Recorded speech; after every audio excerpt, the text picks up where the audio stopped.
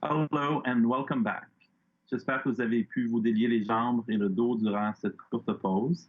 I hope you are refreshed and ready to see some great projects happening around the government of Canada in the world of AI. Before we begin, we are a few housekeeping items I would like you to consider. Je vous souhaite vous rappeler que l'interprétation simultanée est offerte dans les deux langues officielles. I want to remind you of official languages.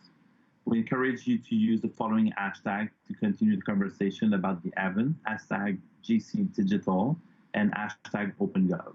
Vous pouvez participer à la conversation en utilisant les mots-clés. You may use hashtag GC Digital and GC OpenG. And discuss content of the session. To access the chat function, please go to the vexpo, expo.da-an.ca, or refer to your reminder email that you received from the school. Please note this will be a different chat than the one for the morning session. As you well know, the pandemic and enduring uncertainty has taken its toll on key sectors of our economy, and it has accelerated demand for the digital economy and rise of intangibles. AI has an important role to play in helping Canada build back key sectors of the economy, from innovations in healthcare, mobility, advanced manufacturing, and natural resources. Lors de notre collaboration avec les autres ministères, Now that through our cooperation with other departments over the past few years, we have taken a number of initiatives to explore the benefits of AI within the public service. I would like to invite my colleague, Julie Macaulay, to join us to give us a few concrete examples of IA in action. Over to you, Julie. Merci beaucoup, Samuel, et bienvenue. Thank you very much, Samuel, and thank you, everyone. Thank you for joining us this afternoon. Hosting such a great event. I know that I've already learned a lot, and I'm looking forward to learning more from our session this afternoon. So as Samuel mentioned, my name is Julie Macaulay. I'm the Chief Results and Delivery Officer at ISED, and I'm also responsible for the Chief Data Office. And I have to say that personally, this is going to be a fantastic session that we have today. And it's really important for me at ISED as we move forward in implementing our data strategy and the ethical use of AI therein. So our departmental data strategy includes a whole pillar related to innovation. And this is where we're developing and testing AI-based applications designed to really increase our efficiencies by reducing manual processes and looking at replacing manually intensive activities that some of our colleagues are doing across the department, and also really trying to find some solutions to those key business drivers in creative and unique ways. So like all of you, I'm really interested in hearing from our colleagues about some of the challenges that they've faced and successes they've had, and knowing how the public service can better use AI. So rather than hearing more from me, I want to turn it over to our fantastic panelists. We're going to do just a quick introduction of everyone that's going to present to you today. I'll ask each of our panelists to just give a 1-minute overview of their project, and then we'll turn it into some demos, okay? So with us, we have colleagues from Health Canada who are going to talk to us about something called Project Cypher, very exciting. So we have Peter Yoon, who is the Manager of Rapid Experimentation and Innovation Space at Health Canada, and Brian Paget, who is a data scientist, Regulatory Operations and Enforcement Branch at Health Canada. So Peter and Brian, do you want to just tell us a little bit about Project Cypher? Oh, Peter, you're muted.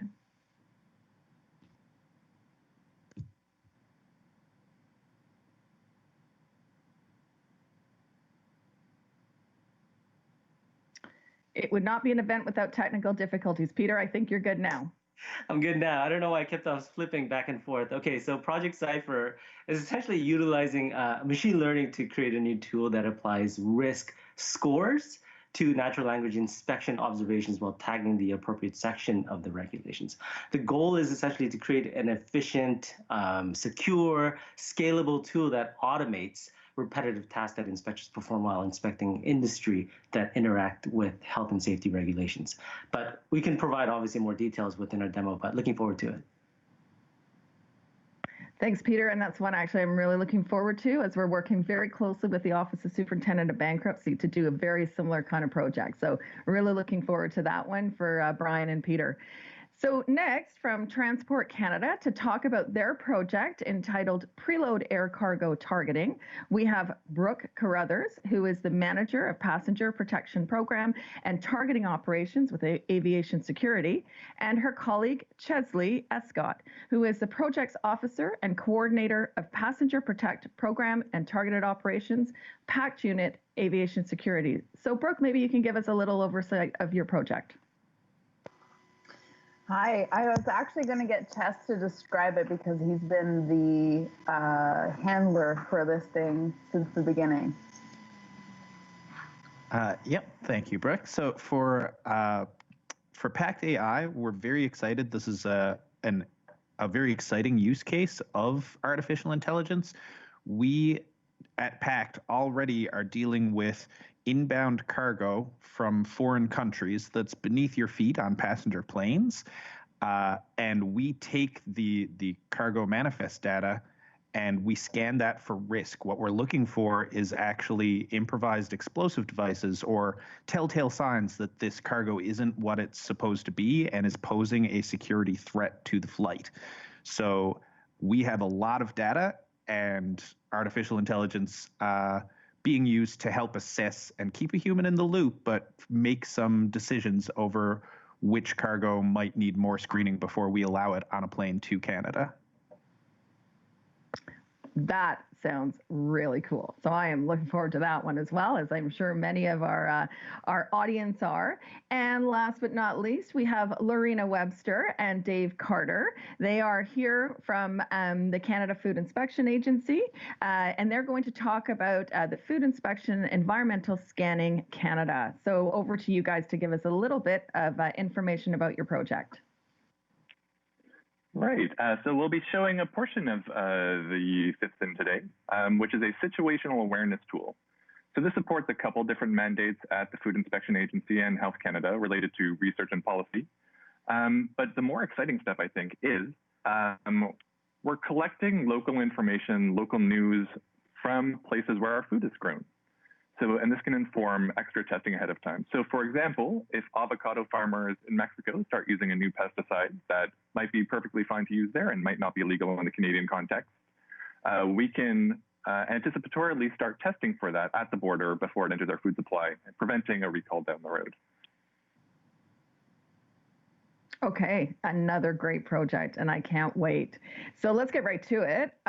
Each of our presenters will have 7 minutes to do a demo and to talk to us about their project. And we'll kind of do it rapid fire. We'll go from one to the next, and then we'll start to open it up to some questions that we have, and then we'll turn it over to you, the audience, to also give us some questions later on.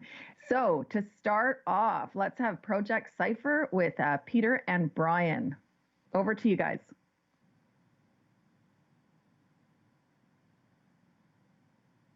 Okay, I guess we already had our intro, so I'll go straight to the demo. Is that what we're thinking, Peter?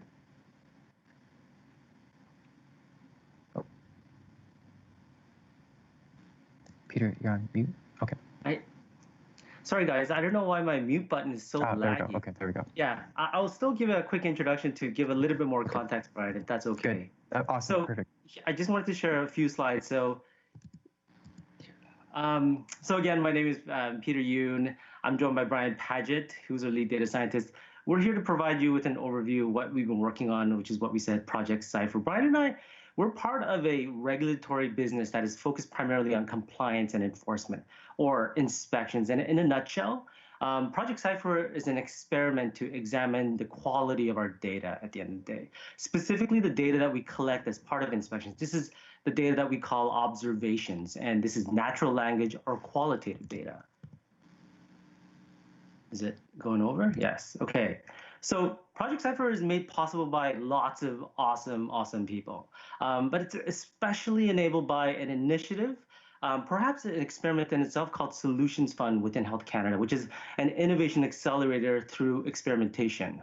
Our approach was to assess and test machine learning to transform our compliance and enforcement business by leveraging qualitative data inspections. Our hypothesis improve timelines to take regulatory action, reduce repetitive work, standardize inspections using all inspection data, especially historical data, and also see if it's possible to leverage as a training tool. For the technology, it's an active learning tool that uses machine learning, natural language processing models to determine risk against the observation data that is collected during Health Canada inspections.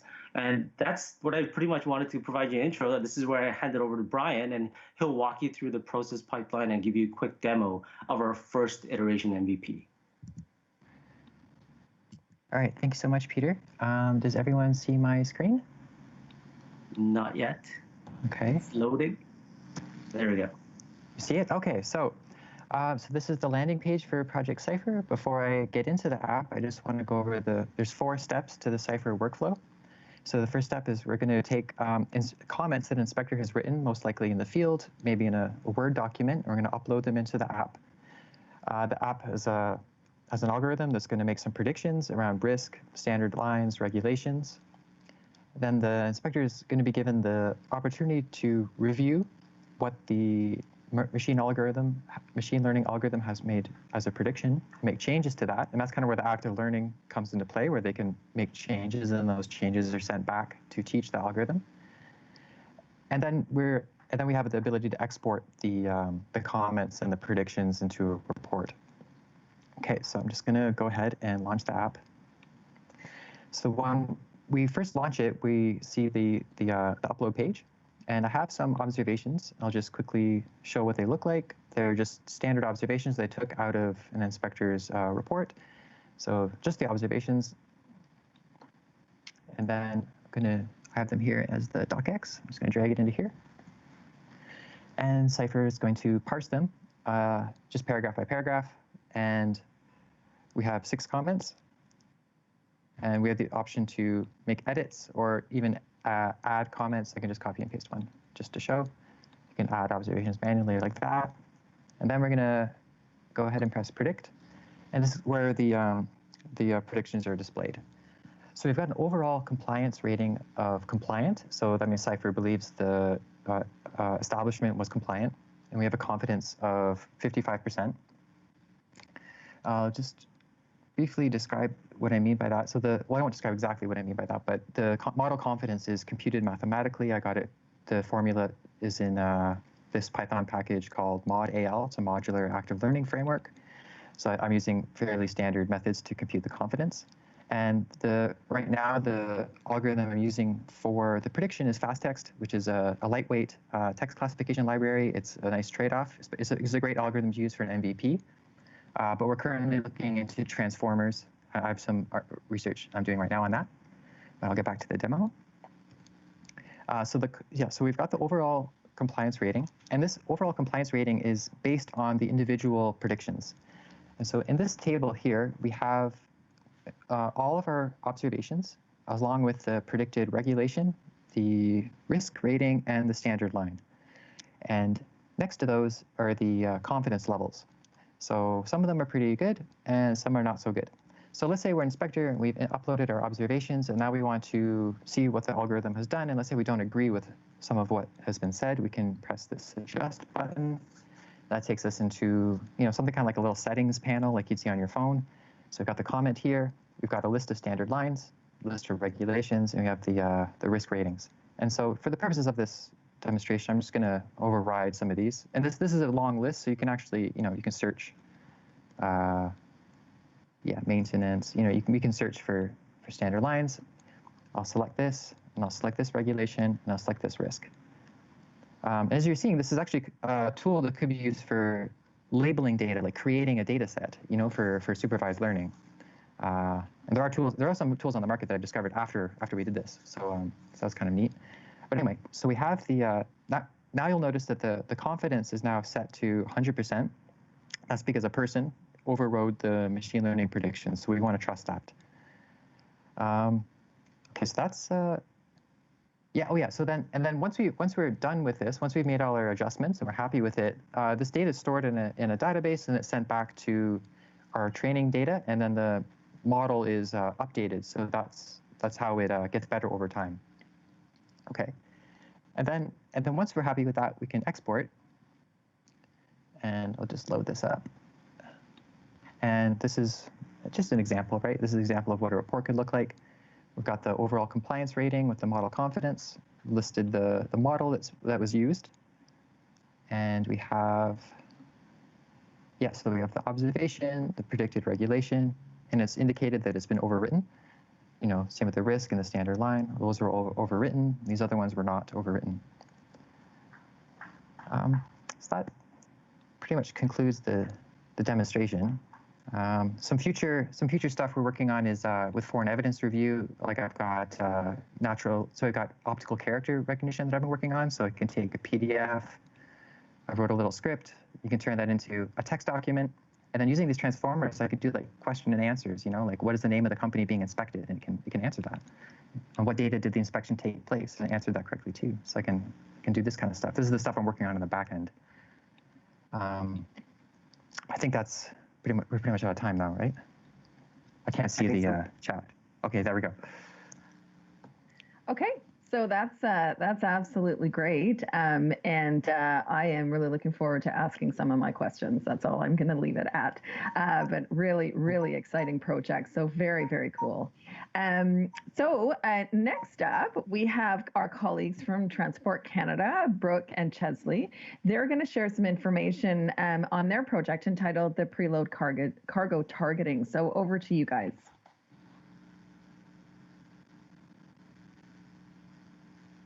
All right, there's some slides being put up right now. I hope everyone's able to see that. So yeah, we're the Pact AI team.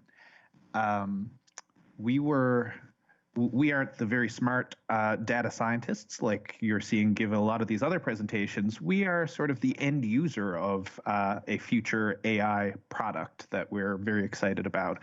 We work in aviation security already. And we were sort of found by, there was a deputy minister level initiative that was looking for what team within Transport Canada would have the most impact if they got an AI prototype or an AI tool, and we were selected for that. And you can see on this slide, we were working with some of the development has been contracted out to local Ottawa firms. Ottawa is actually a very good place right now. There's a lot of businesses that are world class in artificial intelligence development. Next slide, please. All right. So my first three slides here are about who we are as Pact before Pact AI. So sort of what we're doing and the need. And then my final four slides will be about the prototype that we have so far and why we're so excited about it. So preload air cargo targeting, as I said in the intro, we're looking for security threats from beneath your feet on a passenger plane. The majority of international inbound cargo comes on passenger flights in Canada, it's unique amongst countries in that regard. So as you can see from this picture, over half of the plane is cargo, and it's important to Transport Canada to make sure that's safe for everyone. I'll do a little bit of the terminology here. Every letter of preload air cargo targeting is its own little bit of terminology. So preload means it's before the plane takes off in the foreign airport. This is not even on Canadian soil or Canadian jurisdiction.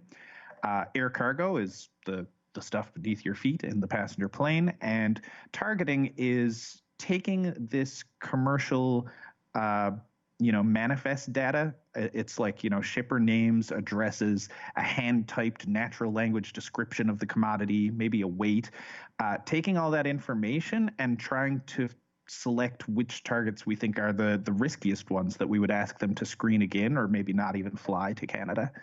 Next slide, please.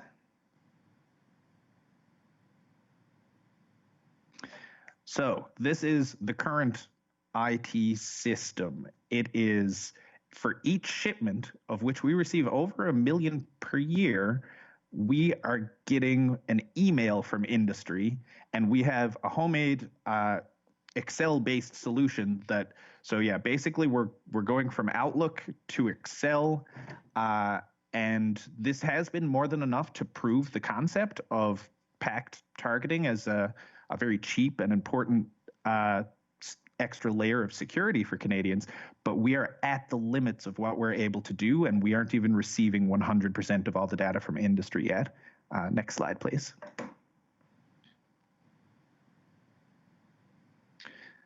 So that has led us to a point where we've been able to sort of be a leader on the international stage. The idea of this type of targeting for security purposes before it comes into a country is something that Canada and the US are leading the global stage right now. But it's also led us to some serious challenges. Using Outlook and Excel the way we are is trying to find a needle in a haystack, and our ability to expand our capacity to really do this for all cargo coming in is a problem. Not to mention, it takes hundreds, if not thousands of hours of targeter expertise to really understand trade patterns and what's unusual and what to look for. Next slide, please. So that's where Pact AI comes in. This is meant to show the different layers, and something I'm sure is being emphasized by nearly every presentation. It won't be just us that says this.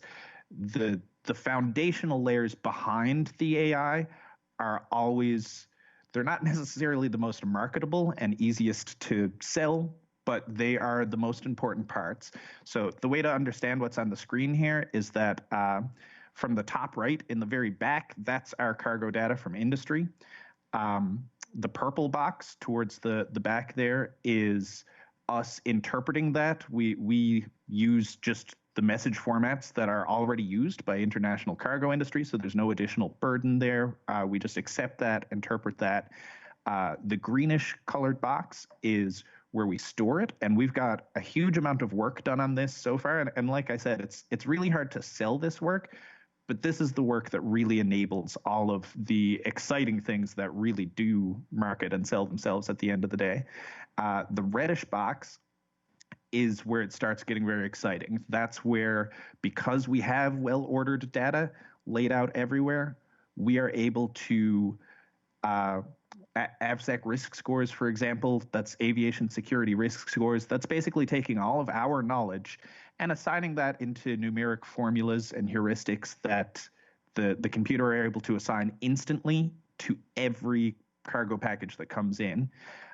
Natural language processing is categorizing the different commodities that come in, and outlier and anomaly detection are finding little breaks in trade patterns that no human would ever find. And then the frontmost layer is just an interface, a way to communicate this back to the humans. We need our targeters dealing with this in real time, and then we also need our analysts being able to present trends to executives at a high level. Next slide, please. So here is the first of two slides showing what has been accomplished already in our proof of concept and our early prototype. The list of icons down the right are examples of things that artificial intelligence right now we're able to give it a shipment from industry, and it's able to tell us these very important details. And on the left, you can see it's useless to us if it's just a black box and it says, you know, this is risky. We need it to be able to explain itself. So on the left, you'll see individual sentences that the computer uses to explain itself. So our targeters can read all of that, and it's a very human understandable way that explains what the AI has marked on that message. Next slide, please. And this is our early prototype of just an interface. There's an animation that's going to play here on your screen.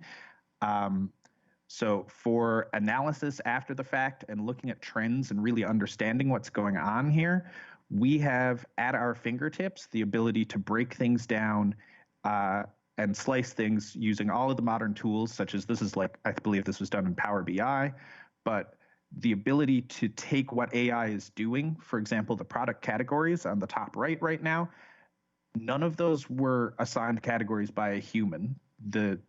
The artificial intelligence is already understanding men's and ladies' wear, garments. It's creating these categories just from what we're feeding to it and making it much easier to reason and do this large-scale analysis, whereas normally it would be hand-typed garbage, really.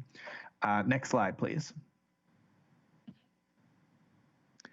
And then the purpose of this is my last slide. The purpose of this one is just to let you know that, this is not a finished project, and this is just a word cloud of things that we know that there are left to do that we are still working on for this project. And the main one is to reach a point where we can test the existing method versus the new method. And we're very excited for that. We know the level of efficiency we're going to reach is going to be incredible, and we can't wait to also show the increased security value. So we'll actually be doing a better job and more efficiently. We're very excited to show the results. So that concludes my presentation. Thanks so much, Chesley. That's great. I'm really excited by that one as well. And I think we might be talking offline a bit about your approach. So really appreciate that. So our next set of presenters are Lorena and Dave, who are going to talk to us about their project on food inspection and environmental scanning in Canada. I think, Dave, you're sharing your screen, if I'm not mistaken. Yes, indeed. Super. So 7 minutes on the clock. Fair enough. So what we're showing here is Fiesca. Fiesca, as I mentioned, is a situational awareness tool. And so the main goal is to collect news data from around the world and then find the needles in the haystack in terms of threats and relevance to the Canadian context. This is used to support different workflows and different kinds of decisions at the Food Inspection Agency. But I'll walk us through one quick scenario, and I'm going to point out 6 different kinds of AI that we've applied along the way. So those of you who are real news junkies might remember a couple weeks ago there was a food contamination issue in Canada. So we have a whole bunch of recent news that has been coming in all afternoon, but I want to go back to the first week of November is of interest to me. And what we have here is a query builder where we can build arbitrarily complex queries based on date, relevance scores, where things are happening, how we've categorized and keyword tagged it, where the data is coming from, what kind of data it is, tags that our human analysts have applied, where things are taking place, and social networking features built in. But in particular, I'm interested in looking at the potato products around the world. So I start typing potato in here, potato, and we have a hierarchical ontology of keywords. So the system knows that when I'm talking about potato, I'm most likely talking about the starchy root and tuber, but there's other options as well. So there's, various potato viruses and diseases, but I'm just interested in potatoes because we all know those. So if I run a quick search here, we're now looking at the first week of November, potato, and these are our data. The first thing I'm interested in is something going on. So I can open up a map and a graph, and sure enough, there's a hotspot over Eastern Canada. That's a bit weird. So if I took a look at our categories, it's talking about food and plants, which for a search for potato seems pretty reasonable. And I can take a look at our results. And sure enough, Miss Vicky's Canada recalled some kettle chip products over glass contamination. So first up, in terms of AI, we have extractive summarization. So we have a news article that I'll be showing shortly, but we also have a piece that can grab fairly diverse sentences and present a summary right here. It's done a good job here. It's mentioned what the recalled products are. It's mentioned and pulled out a sentence talking about where these things were sold. And it was able to highlight that the issue is glass contamination. Furthermore, what's indicating here is that we received multiple copies of that article and that they've been deduplicated. So this increases analyst productivity when we can find when the same article is published in a whole bunch of different media. And we can pull them all together. And we've issued a relevance score of 0.95, which seems about right. So if I go into the article, in general, the first piece of AI we apply is language detection and machine translation. Machine translation is so commodified we might not think of it very much as AI anymore, but it is. The next piece we have is relevance scoring. As I mentioned, we've issued a relevance score. This is based on comparing the text of this article to a set of highly relevant and a set of highly irrelevant articles. We give the ability to our users to upvote and downvote these so that we can retrain the models over time. So if this had been an egregiously low score, our users can go in and upvote that score. We do keyword tagging using our hierarchical ontology. So we see that we have glass as a hazard has been tagged, and various flavors, dill, potato chip, vinegar, salt, wood smoke, preservatives, good fun. We've categorized it. This is, again, a machine learning technique. So our main categories are food, animals, and plants, and it's categorized this particular issue as food. As I mentioned, we've noticed that there's a very similar article, including even the same title, and we've been able to deduplicate those, but we can always, of course, get back down into that data. We've done some entity tagging with these locations. So we've noticed that when we're talking about New Brunswick and Newfoundland and Labrador and Ontario, these are things we can now put on a map. And we can click these and see, yep, that's Ontario. That's where that is, in case any of you were unfamiliar.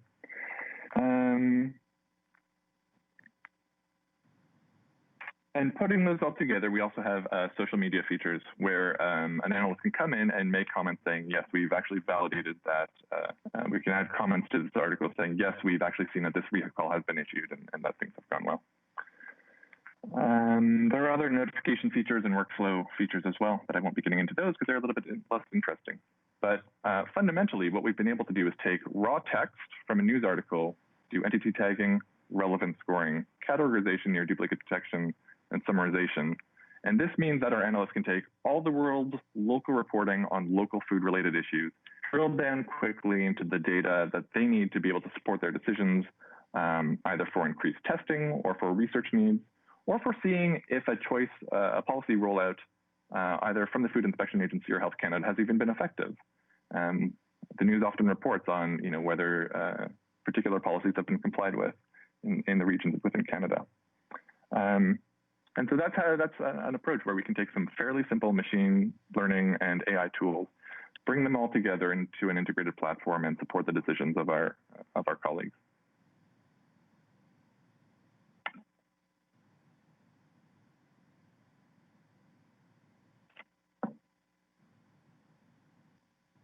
Okay, thanks so much, Dave. That's really interesting. I really like how you've integrated 6 different approaches to AI into one tool, and really interested in hearing a little bit more about that as we move into the rapid fire question section, which is coming up now. So for everyone that's participating, what I'd like you to do is just move to a different platform for asking questions, not MS Teams. We're going to actually ask you to use the GC message functionality. So to access that chat function, please go to the vExpo, which is expo.da-an.ca, or go into the reminder email that you got from the school, and that's where you'll find the link to the chat. Just remember, it's a different chat function than what you had this morning. We're going to spend a little bit of time now doing what I like to call the rapid fire section, where I have a list of questions that I'll be asking to our fantastic panelists today. And then after we go through those, we'll go into the chat questions that are coming from all of you. So I just wanted to start off, and maybe I'll start, Lorena, with you. Really, why did you decide to use an AI tool for this? I mean, I see from what you're doing, there's so much information. I mean, if you're trying to sift through these media articles, but why did you choose an AI tool and maybe not some of the other more conventional approaches that one might have used? Okay, great, thanks. I'd say, I guess the decisions was more of a cultural shift. CFIA's got the same challenges that are, faced by most government departments and agencies, which is the need to modernize infrastructure, deliver new apps and experiences, and essentially increase the ability to respond quickly to change. So CFIA has actually begun to strategically plan and grow and execute the adoption of these kind of cloud-based tools and services to help implement the modern digital-first approach that's being championed by the Treasury Board, and as such bring more digital tools and services to users. So the Canadian Food Safety Information Network, CFSIN, which I call it, which is the project that I'm working on, which Fiesca is a key part, is one of those tools. And actually, CFSIN is one of the agency's first strategic investments in cloud-based services. So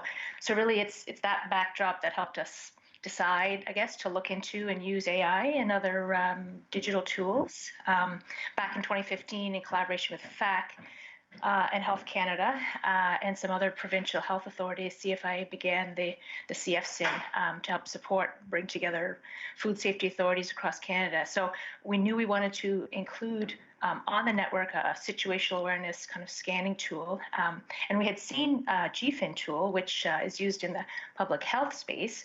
And we were aware of NRC, Dave's, the natural languaging processing and the capabilities. And I guess we recognized that there was a gap in the food safety space. So we began to explore the idea that this tool could be customized and leveraged in a way, to save the same purpose, but for the food safety scanning. So I guess in a sense, it was a natural fit and an easy decision for us. Thank you. That's great. Thank you. And less than 2 minutes. So that's even impressive. So colleagues, you have a little competition ahead of you. So maybe Brooke, I'll ask you the same question. So why did you decide to use AI? I mean, I understand that it was kind of a deputy selection process a little bit, but maybe you can give us a bit of insight into that. So 2 minutes on the clock for you. Thanks. Yeah, absolutely. It was a decision that was kind of made for us in the sense that we were really prime candidate for this initiative. And the initiative was really pushing whether technologies such as AI could help with risk-based inspection versus inspection-based results leading to more inspections. And so in our context, through years of piloting this concept, our data just got too big. And I think that's what you'll hear from everyone, is that the data is too big. And so our scope became very limited. So, I mean, our ability to risk assess was, limited to 15% of the data that we could be receiving. And really the data we have and that we aren't looking at is a real untapped resource that could really give us incredible insights into the air cargo environment. So with AI, we expect that we'll be able to risk assess 100% of the data that is provided by air carriers, and that we'll start to see new trends emerge from this data that we wouldn't have been able to garner ourselves. And I think this will really inform our greater threat picture, as well as an inspection strategy. I think that was under 2. You actually took less time than Lorena. So the contest is on then, Peter, for you to answer well, you still get 2 minutes. I'm not going to take the 2 minutes away from you. But, in your case, how did you decide to use an AI tool? Was it similar to our colleagues, or was it a different approach? I would say it's very similar in terms of the drivers that everybody's describing. I think it's very similar just because the technology kind of culminated to this point in terms of it being available. There's a lot of opportunities and lots of potentials. And with all this data that these government agencies, including us, we've been collecting, I think the timing was right.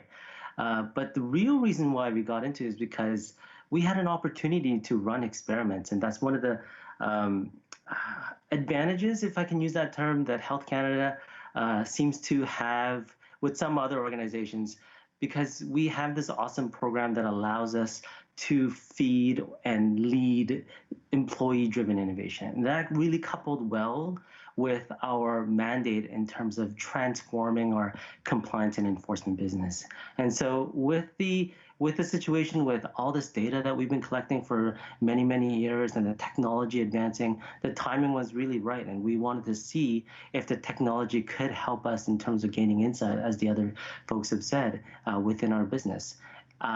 Have we proven that it is successful? Not yet. We're still executing the experiment, but we have a lot of positive results up to date. And so we're really excited to continue on and finish these projects so we can let the data itself kind of drive the decisions going forward. That's it.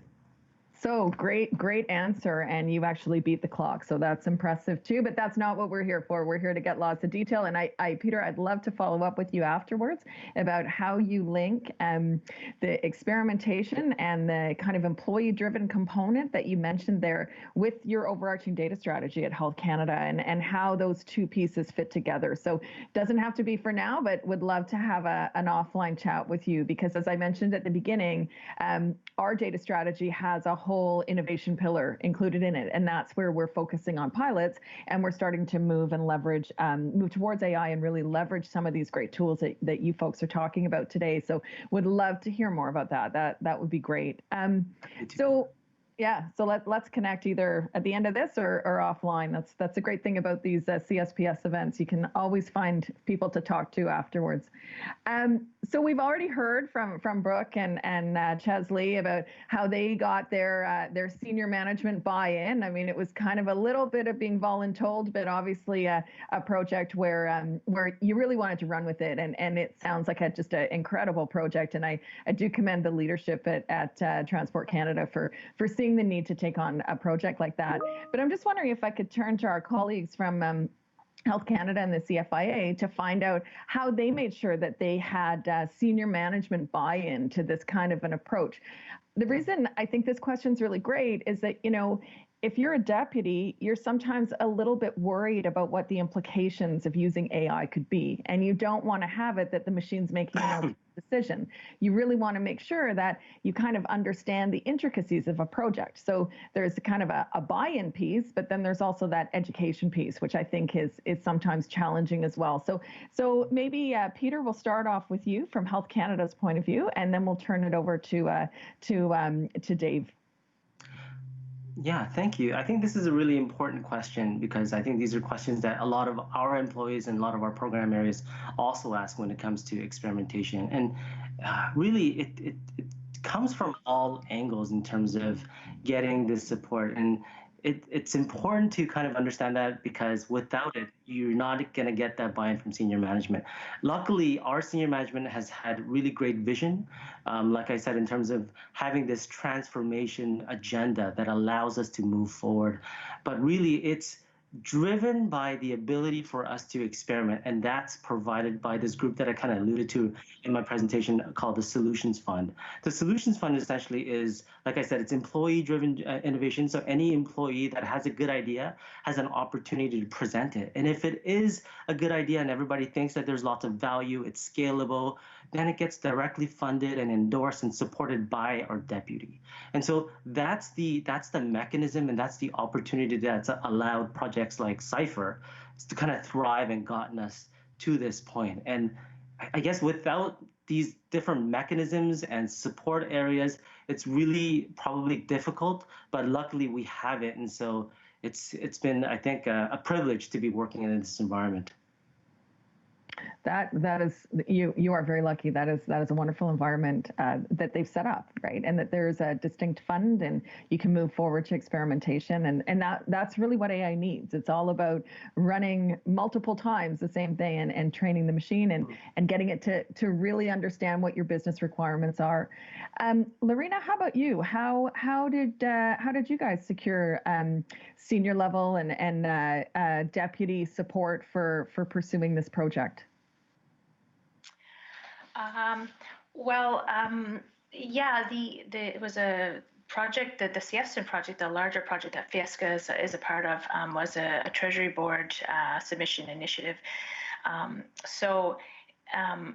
terms of getting buy-in, it was relatively easy in the sense that CFIA has been sort of interested in modernizing the way it approaches food safety in Canada, and although we do have one of the best food systems in the world, continuous improvement is always sort of important to both maintain and drive the system to be more effective, and so the Safe Food for Canadians Act was sort of the first big step a couple of years ago in the transformation of Canada's food safety system. But it was sort of, I guess, only part of the transformation story. The implementation of other initiatives, that would help modernize IMIT systems are kind of key components of CFIA. So the development of cloud-based CFSIN is one example. So I guess in terms of getting buy-in, in a sense, it was exactly the kind of tool that the agency is wanting to help deliver on its initiatives. And so in the case of Fiesca, we were lucky that there existed a product out there that we could modify sort of to fit our needs. So the buy-in was kind of inherent, and it was actually encouraged by senior management to pursue, the collaboration with the NRC and the use of this AI tool. So, but having said that, they did want to see many, many demos to sort of prove that this tool could indeed do what we said it could. So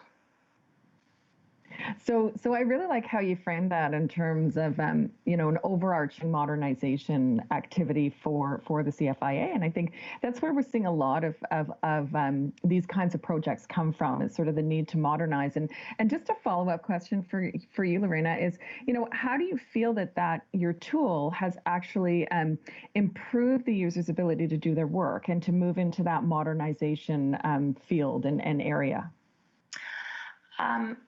So for us, I'd say most importantly for the users, it gives them more time. So the time that they would normally have spent, searching or sifting for articles of interest, in our case, now they can sort of craft a query and let the system, work and pull that in. So it frees up the time for the users to focus on the analysis piece, which is, the uniquely human factor, right? Using their experience in the way that was intended.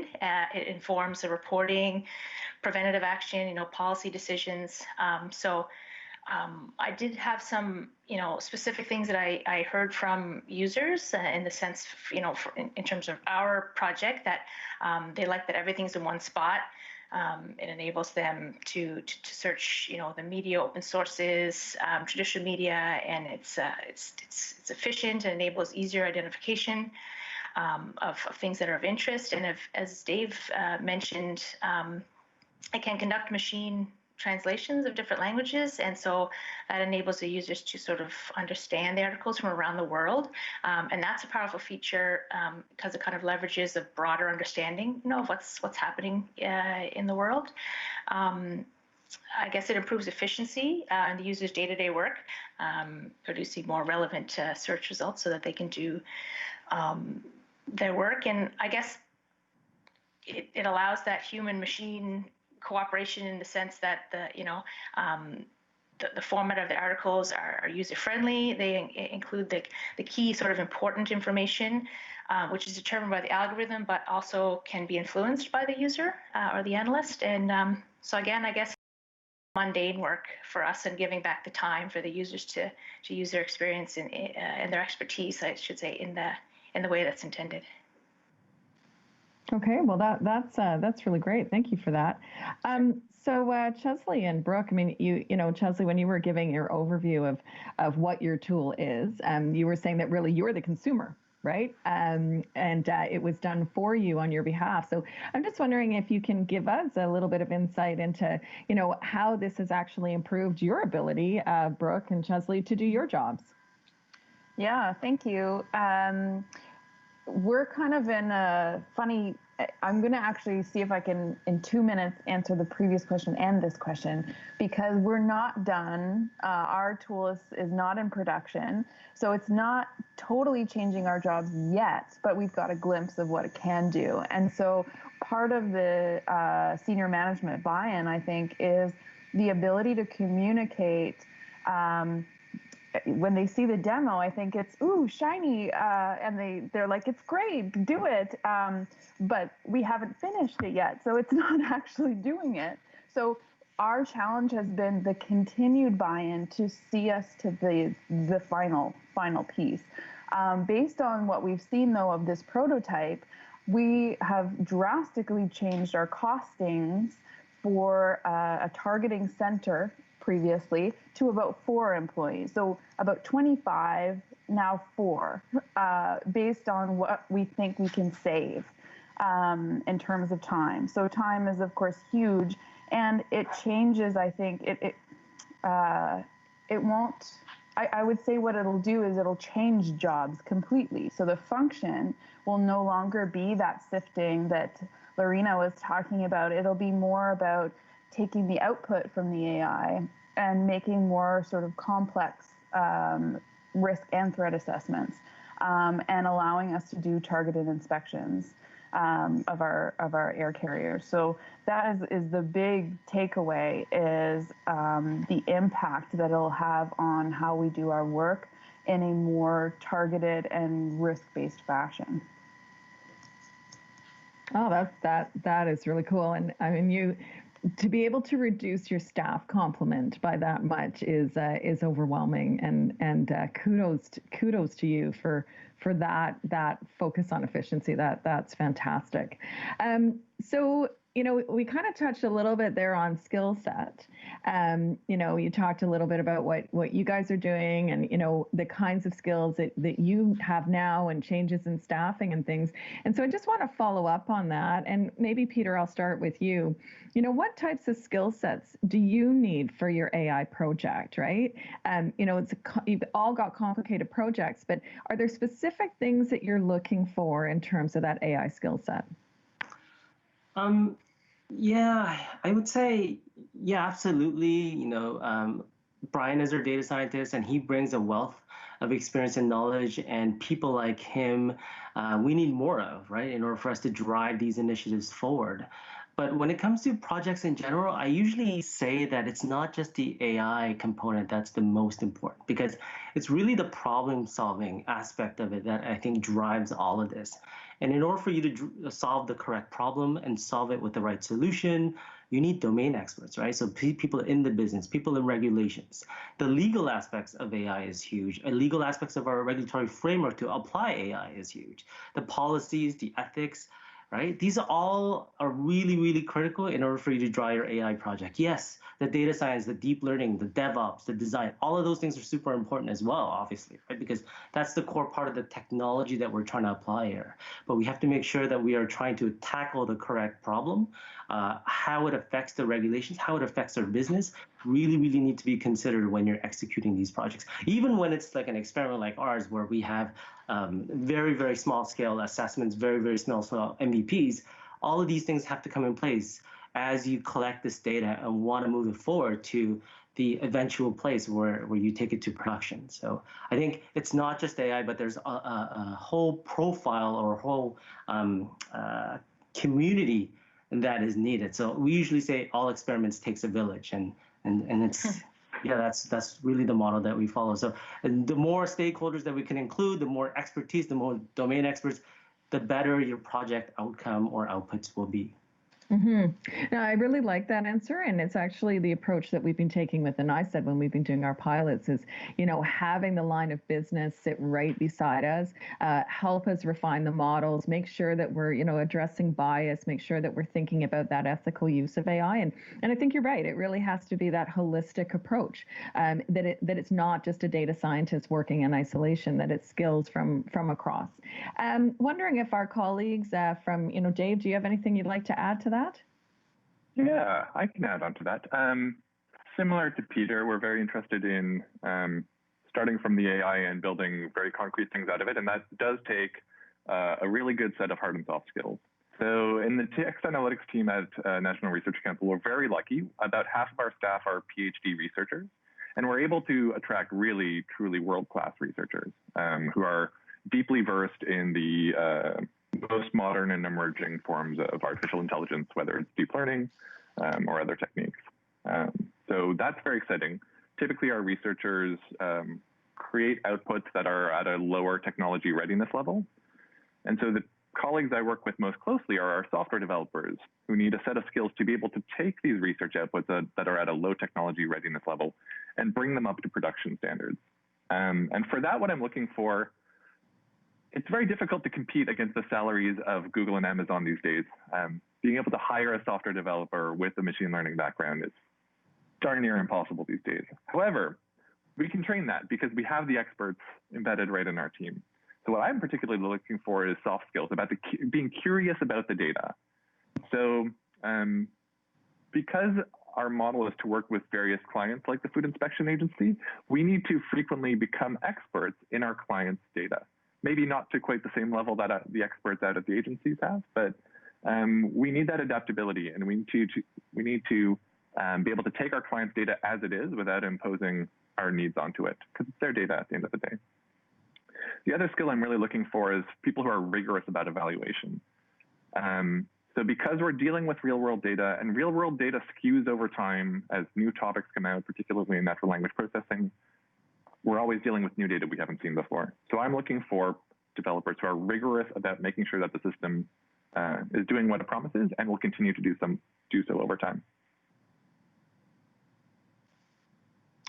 That's great. Thank you. And, I really like the model that you have where the NRC is providing the support to a department and you're working closely with them. I think that's actually, best practice when you think about it, whether you're creating a data science hub within your own organization or you're working directly with colleagues like you in the NRC. So it's a great model. Brooke or Chesley, do you have anything you want to add on that in terms of those skill sets? I would just say that I think our group has been, is probably unique in that Chess is quite a technical brain, but sits with the business. And that has been incredibly helpful because it means that we can understand where the technology is going and how that impacts our requirements. And so it's been a really interesting model, and I think one that I think could work in the future for sure. Okay, Chess, anything you want to add to that, or you're enjoying that compliment? Absolutely, I am. Also, like re-emphasizing, I think what Brooke says agrees very well with what David was saying, and just emphasizing that it's about a complete connection from the domain experts of artificial intelligence and these advanced analytical solutions and the domain expertise of the end user. And you need to have a complete communication bridge of understanding built. So that means some people from the end users team need to learn some of the tech terminology, and some of the tech people, well, at least one or two of the tech people need to be very invested in learning about, for us, aviation security and how PACT works. It just doesn't work without that, building that bridge and having some cross-domain expertise to really be able to communicate from one team to the other. So that's great, and that's actually a really good segue into our next question, actually. So Peter, maybe I'll ask you, when should we use AI? Are there times when maybe we shouldn't? Specifically for government. And, if you were to say, yes, we should be using AI, what are the criteria to select AI as a tool? That's a really tough answer or question to answer for us, definitely for me. From the aspects of the research that we've done through Project Cypher and a handful of other AI projects that we're also involved with, we can only speak from the aspect of those specific problems that we're trying to solve. And unfortunately, we don't really know if it's appropriate yet, even within those fields, just because we haven't completed those experiments. But I think a lot of the research that we are collecting, the information that we are compiling, the results that we're getting so far, I think it's saying that many places, if not all, should be at least explored in terms of AI. I don't think we should have an assumption to say that, oh, this is not appropriate for AI or that's not appropriate for AI. I think whether it's simple, I think most people think that, you start with simple, repetitive tasks that could really benefit from automation. I mean, that model really existed before AI. So I think that's really appropriate, but also complex as well, right? When it really becomes time to consume large amounts of data that is really complex, AI could be really good for that. So really anything in between. So as long as you are responsibly tackling these potentials and your problems and looking at all the different aspects, our perspective is, yeah, give it a try. You should explore, you should find out. But at the end of it, if it says, oh, this is not appropriate, then absolutely, you pivot or you change it or you don't do it. But without having the data drive your decisions, I don't think it's easy for us to say, yeah, no, this is appropriate and this is not appropriate. I'm not really answering your question, unfortunately, just because it's not feasible for us, in my opinion, yet. Okay. No, I actually think you are answering my question, and I think you've done a great job. And it kind of fits into, a line of questioning that I even have about those preconceived notions around AI. Some people think that, it's a machine that's going to make all the decisions, or, it's going to take over our jobs, or there's other things that people need to be wary of. So, I think maybe now is the time for us to be able to clarify. If you're talking to someone that's really new in this space, how would you actually clarify some of those preconceived notions around AI? And maybe Dave, I'll start with you. Sure, I can highlight a couple. I think the first preconceived notion is that AI is hard or necessarily hard, and I don't think that's true. Almost any AI type problem that we can imagine could be implemented as an algorithm that is manually written out with a lot of time. And so from my perspective, AI, when it's the right solution for a given problem, is actually the fast and easy way to get there. So if we're talking about natural language processing, for example, if you take what we call a bag of words model and throw it into an off-the-shelf classifier, so you take individual words out of a document, you throw them into a big algorithm that you've downloaded, like a support vector machine or something like that, that already sets a baseline that can, for some tasks, be hard to beat. So it's a low-effort solution where you represent your document by the word in it. You throw it into a classifier, a result pops out. And that's pretty easy. That's not hard at all. Whereas re-implementing that kind of performance for your task using an algorithm is actually hard. And then you end up, and this goes on to the second piece, you end up with technical debt. So the more code you write, the more places you have for bugs, and the more risk you have that the thing that you ship to production is going to have weird paths through it that pop out a result at the end that you weren't expecting. So AI can actually be a shortcut in terms of risk. A sub piece of that is it forces you to move some of the riskier parts, particularly with natural language processing, earlier in the project. So I'm sure we've all been on projects or seen projects, not like a payroll system or anything, where you get to the end and the data goes in and the entire project fails. One thing AI forces you to do is an analysis of your data up front. It means you get your most curious people to look at the weird things in your data early in the project, rather than at the end as you're cramming through testing, trying to meet a March 31st deadline. So we might have the preconceived notion that AI is risky, but by virtue of being data-driven, it actually moves the risk to the beginning of your project, thereby minimizing the risk. And I think a final piece of that is about AI being a black box. Because AI tends to be very data-driven, it's a really good way of engaging clients. So bringing clients in early on and saying, we're going to build an AI model, you provide the data, you annotate the data, and we'll work together to do an evaluation to see if the AI is doing a good job with that data and pivot from there. The code itself is a bit of a black box, but it creates an engagement between the development team and the end users that I think is really powerful, rather than the traditional model where the end user creates the binder of specs, passes it off to the software developers come back a year later, deliver the thing, and it doesn't quite do what it's supposed to do. Whereas by being very data-driven upfront, that creates that engagement from day one, and I think that's very powerful. So that's very helpful. I think that's a very, very helpful kind of trajectory and thinking through in a very methodical fashion how to actually think about AI and when you should be using AI. So that's a fantastic answer. Brooke, anything you'd like to add to that in terms of what you're finding and from your position within Transport Canada and any of these preconceived notions or myths that you would like to kind of bust?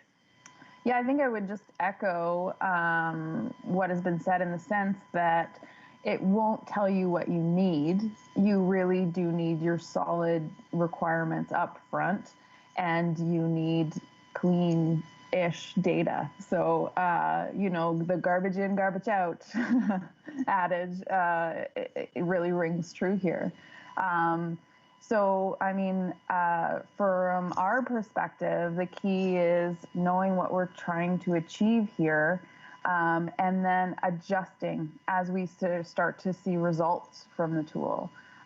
So we'd like to be able to see some of our known threats come through in just a simple sense of just, searching for various combinations of things and seeing that come out. But then we also want to learn from patterns that are emerging. Yeah, I think it's about knowing your product, your pilot, your project, and creating that solid base.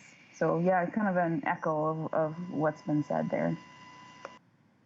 Okay, so I think that's a really, really great way to kind of move into the last part of this rapid fire section. So, I'm just thinking of, using AI as a tool. And so what would you say are the top 3 things that someone needs to consider if you want to use AI as a tool for a project that we're implementing in government? Maybe Peter, I'll start with you. Yeah, sure. Thank you. And I wouldn't mind bringing in Brian. I think he has some interesting things that he wants to say about this. But I just want to say one thing.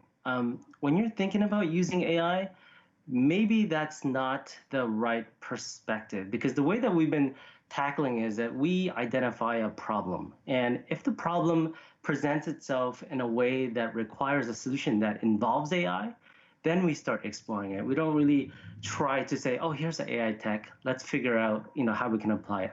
I have to admit, I think very early on, a few years ago, when we started this exercise, we wanted to learn more about AI, so we kind of took that approach. So if you are just starting off, yeah, do your research and learn about AI. But I would really focus on the problems that you're trying to solve. But I think Brian has a lot of things. Like if you do want to try to use AI, he's got some awesome things that you should be considering. Oh, hi. Thanks, Peter. I have a few things. So I guess if you want to use AI, I was thinking that you really need to make sure you've got not just a lot of data, but high quality data. And what I mean is the data needs to be fair. This is like a framework that I'm interested in. It's FAIR is an acronym. It stands for findable, accessible, interoperable, and reproducible.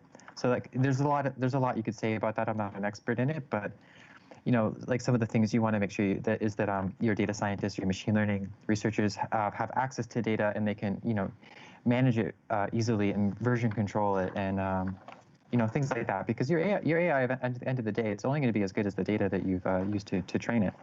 And you can get pre-trained models, but you need to fine-tune it using good data. I'd say you also need to have access to open source tools. You don't only have to use open source tools, but they're quite convenient a lot of the time. Because you can go onto GitHub, you can find things that other people are working on. You can read the documentation. You can even just open it up and see how it works and take out parts that you want to use. Like I did that with the confidence measure. Like I didn't use that whole Python package. I just took out the mathematical formula because I was able to open it up and find it. So open source tools can provide a lot of convenience in that sense.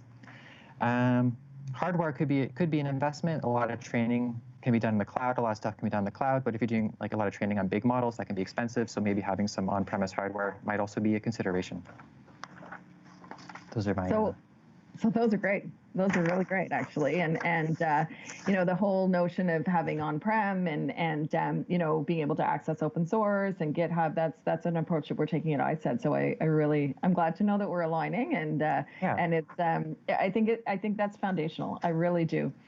So just in the last 5 minutes or so that we have in this section, I just want to turn to kind of a broader question. I think it really is. So if you're, sitting making decisions in government, what would be the top 3 things that you would say to someone making those decisions when it comes to easier integration of AI into the GC?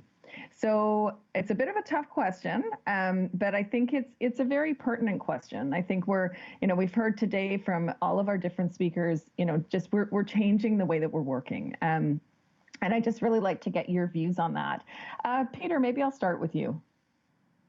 Yeah, actually, I'm going to defer this directly to Brian, because I think he wants to share really low-level things that really will enable the opportunities or the adventures that people want to take with with AI, because at the end of the day, you need access to environments and tools, and without them, it's really difficult to do. So, Brian, over to you. This is the last question, right? The top 3 things you think the government can do to make it. Oh, okay, okay. Well, I guess one thing that I've encountered a lot is you know, not having access to a good workstation is a bit of a problem. Like I've been using Linux for a very long time. I love Ubuntu. Ubuntu is very easy to use. It's you know, it's so flexible. It's very popular with AI researchers and machine learning people, because you know, you just slap it on any hardware you like. You can buy hardware that comes with Linux, or you can install it on anything you like, and it's just very flexible to you know, you can use it to solve problems the way you want to solve them, and there's very little, you know, fewer limitations I find than with Windows or Mac OS, especially with these new M1 chips. I think modern infrastructure is very handy. You know, running things on, people run a lot of things on Kubernetes now, so having access to that kind of stuff, and that can be offline, like on-prem or on the cloud as well. That's the cool thing about a lot of these cloud technologies, is you can also just run them on a computer, test things out locally, and then deploy on the cloud, and it's like the same environment. So just, you know, having access to industry standards is quite nice. And then and back to the fair data, you know, having a fair data policy, making sure that your data isn't stored in proprietary silos, make sure it's easy to find and accessible. I guess those are the things I had to say. Okay, that's great. I have just a follow-up question for you, Brian, on that. How much do you feel that you can influence your CIO in terms of, you know, making sure that you have access to these kinds of tools? Like, do you feel that you're able to go to them and say, I really need this, I need this kind of environment, and there's an openness and a willingness? No, like I had a lot of pushback. I used to work at StatCan, had a lot of pushback there. Health Canada, people seem to be way more, people are very open-minded to Health Canada, but it seems like there's up to a certain point where there's, you know, my message gets lost, or someone they're not interested in listening. I don't know all the details of this stuff. I'm not trying to be mean or anything. I feel like some people listen to what I say, but then somehow the signal gets lost somewhere. No, but I actually take that to heart, because, you know, when I said we're working very, very closely with our CIO, and we're trying to make sure that we do have an environment that's available to data scientists, so that they can go in and play with data. But you know, I do take your point that sometimes the message gets lost. So that's very good. So thank you for that. Dave, anything you want to add? Yeah, I can add 3 little quick things. Picking up a little bit on Brian's idea about machinery, I think the flip side of it too is that as we move these things to cloud, there are some departments and agencies that have a habit of building their old silos in the public cloud, and I think that's something we need to avoid. So there are some groups that are kind of taking the letter of the Treasury Board policy seriously, but not its spirit. So as we move our AI tools to cloud, we also need to think about how do we make them open, how do we use the most public option possible, and that really makes it a lot easier to, and faster in particular, to roll things out. That was one thought. A second thought is about how we, throughout our various levels of government, accept AI tools. So it is very easy to spot when AI tools make a bad classification or a bad choice. And what we need to do is focus less on the anecdote and more on the data. We need to become a culture that accepts aggregate performance measurement. So if we can say this algorithm based on AI is state of the art and it achieves a particular metric of a particular level, we need to accept that. Whereas sometimes we have a habit of saying, yeah, but it messed up this one time. And here's an example where it messed up, and here's an example where it messed up. And so I think we just need to change our culture a bit to accept that once we've done a measurable evaluation, we can trust that. And then the third piece, of course, is in terms of integrating AI into government workflows, we always need to keep an eye on ethics, equity, and contestability. So those are the 3 main things. If Canadians don't trust the systems we build, whether they're AI or not, then we've built the wrong things. So as we are integrating AI into our workflows based on problems that are natural fits for AI, we always do need to keep in mind that at the end of the day, any of us may be called to stand up and say, explain to me how your system is equitable. And I think that's important to keep in mind, particularly when it comes to decision making. if we are making automated decisions with AI, we need to make sure that the thing that pops out of the black box has a process around it that is contestable. So even if we can't explain why the AI made a particular choice, we need to give the ability for people to contest the results and say, no, the AI messed up. You know, I'm not the criminal caught at the border. I'm not the person who's been rejected from a particular program. And we need to build that in from day one. Okay, I really like that. Brooke, just a quick couple of things from you before we turn to the open questions from the floor. Anything you want to add, you or Chesley? No? I don't think so. I think there's some interesting questions coming in, so I'm good with they are very interesting. And so for this part, I'm not going to target any of you with the questions that are coming from the floor unless someone has specifically asked for you to answer. So I'm just going to kind of fire it out, and you can decide if you want to answer it or not. So the first question, and I really like this one. So what are panelists' thoughts on open sourcing government AI solutions, and perhaps only open sourcing for an intra department, but really, what are your thoughts around that open sourcing of government AI solutions? Anyone want to take that one? Dave. I can start off. Yeah, Okay. I'm generally in favor of this. The taxpayer dollars are spent either way, and it actually solves one of our own problems. So you can imagine most of our departments and agencies are implementing tools based around AI, and we don't know about each other, and we're not sharing these tools back and forth. So open sourcing is actually a shortcut to sharing with each other. Once it's out in the world, once it's up on GitHub, we're sharing with the world, but we're also sharing with each other. So we may be the primary beneficiaries of that. Yeah, I like that actually. And, many departments have data science communities of practice, or, ECCC has a fantastic group where they'll invite anyone from across government to actually participate in their, I think it's beers and, I'm forgetting it. I just know there was beer in it. Anyway, but it's a really good forum. But I think to your point, Dave, it might not get to that you're really transparently sharing, and I really like your answer. The next question that we have from our audience, how do you discover new methods of non-compliance or high risk that weren't identified before? So do you do random sampling? And how do you prevent algorithms from only reinforcing what is seen in the past? And that is a really good question. Brian, I see you nodding. I don't know if you want to take this or if there's anyone else. Now you're not nodding anymore. Okay. No, I'm not. Those are really good points. I don't know. I'm not sure how to answer right now, but yeah, those are things I think about, right? You don't, because we had that with our app.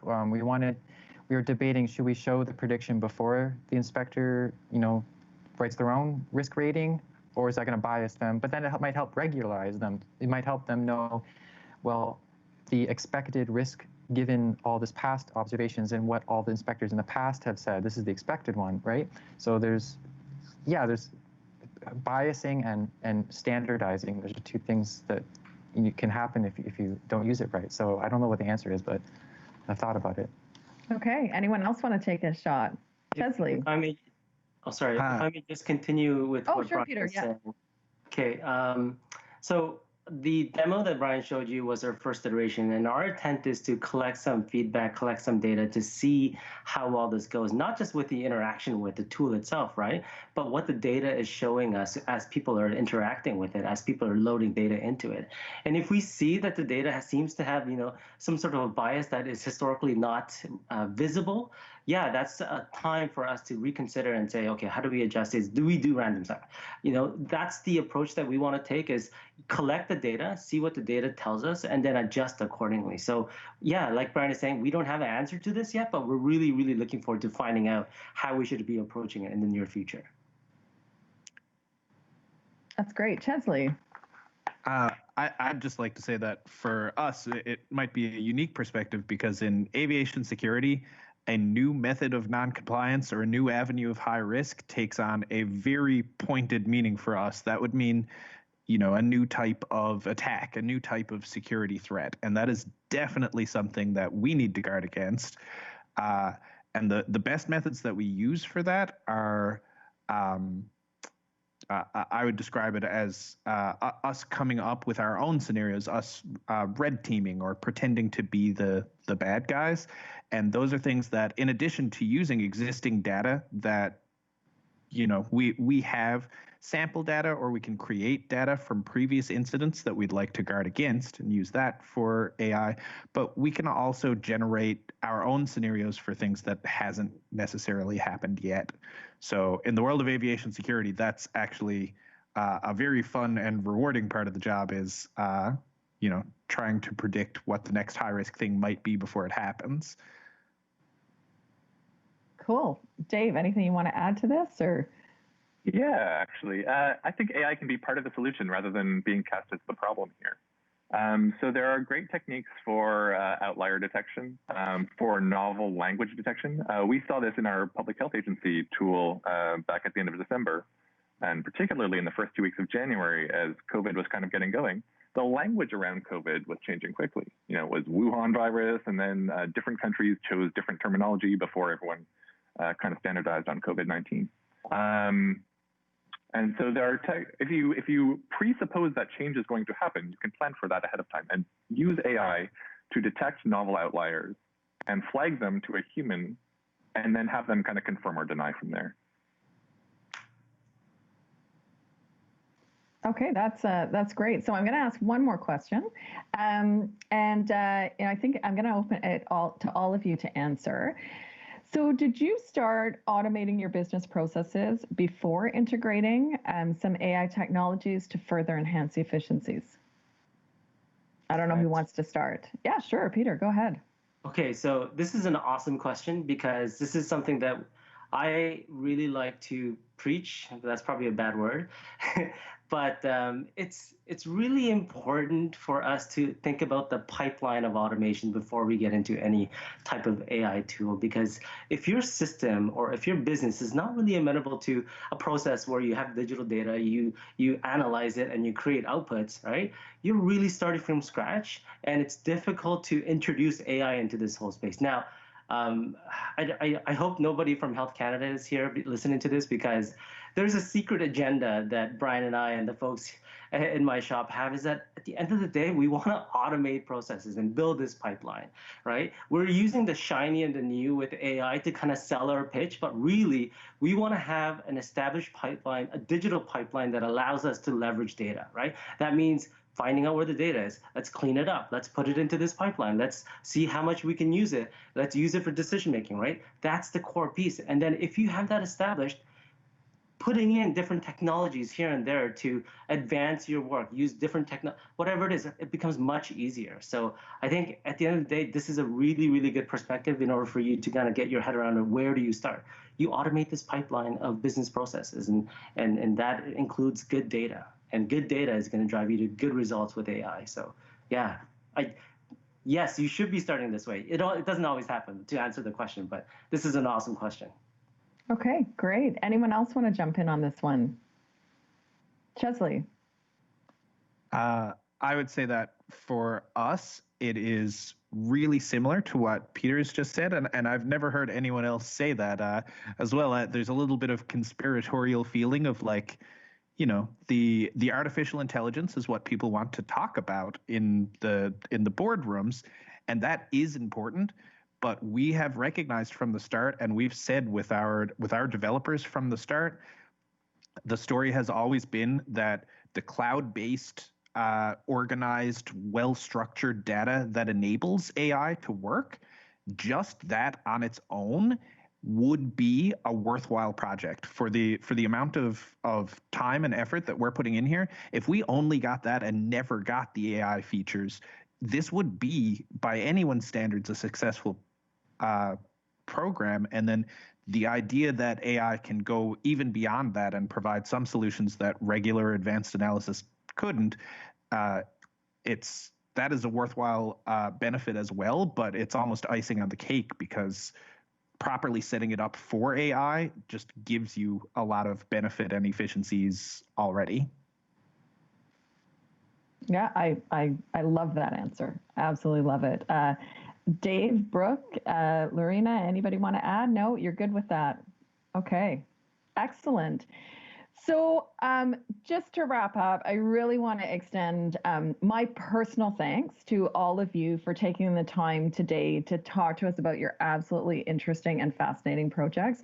These are pilots that, when I talk about pilots within ISED, I always say that they need to be scalable and replicable. And that's how you get your investment out of doing this kind of work. And, I think what you've shown us today with your 3 projects is that's exactly the approach that we should be taking. And just kudos to all of you for the fantastic work you've done.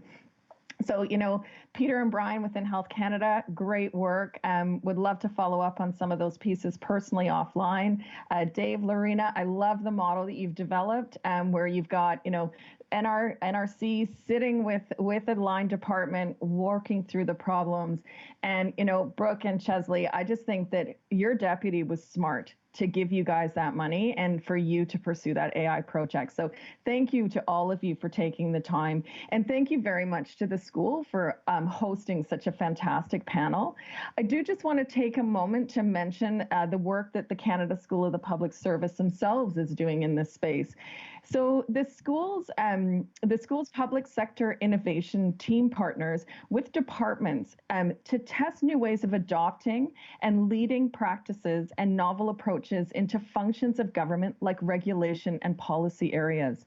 The team's current portfolio of projects spans AI, rules as code, metadata tagging and labeling, and data linking, among others. And I know, speaking as someone that runs a chief data office, this is exceptional leadership in this space from the CSPS. So I do want to thank them for that. And if you'd like more information, visit the kiosk at the VExpo, the Public Sector Innovation Kiosk, or just contact them by email. And the email's up on the slide right now, and they will happily answer any questions that you have. So with that, I would like to thank our panelists for the fantastic discussion today. And I'd really like to thank everyone that was a member of the virtual audience. We can't see you, but we know that you're there. And thank you for taking the time this afternoon to participate and ask your questions. And this was just a very engaging session. So thank you very much. Samuel, I'll turn it back to you. Thank you, Julie, and to you and all presenters. Also to participants who asked very interesting questions today. What a great overview of the different AI projects happening around the government. Some promising projects, and shows the amazing work being done right here in Government of Canada. Vous savez, j'ai mentionné en ouverture que I mentioned that my team will be organizing next week the first summit on global AI partnership, and I hope that there will also be applied projects that will be shared with us. And I can tell you that the bar is quite high with the projects that you just showed us today. So I'm looking forward to seeing what is done globally, but I think we're very well positioned to show the example and to share at a global level. And Andrew Ng at the next part of this event. Please take 5 minutes to stretch your leg or continue the discussion in the chat. We'll see you back here at 3 p.m. Please leave the session open. If you want to go to check out the VExpo, please go to expo.da-am.ca. There's a lot of information to share. On the screen, please also see some of the key offerings available at the school, including the data conference being offered February 18 and 19, 2021, and the New Economy series on December 1st, 2020. So I'll see you in a couple of minutes. Thanks.